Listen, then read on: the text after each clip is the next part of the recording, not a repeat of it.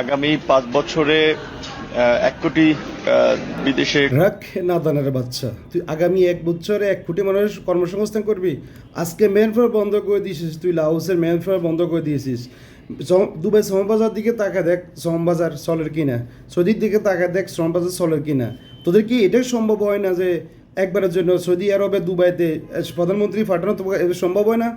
তুই গাঁজা কি ডেট ছাড়া খাইছিস না ডেটওয়ালা গাঁজা খাইছিস? তুই 1 বছরে কীভাবে 1 কোটি মানুষের তোর ইয়েতে নিবি? সেটা হচ্ছে যে তুই প্রবাসী করবি। তুই অলরেডি এখন লাওসের আজকে আমরা আন্দোলন করে আসছি, লাওসের বন্ধ করে দিয়েছিস, এই মেন ফর বন্ধ করে দিয়েছিস।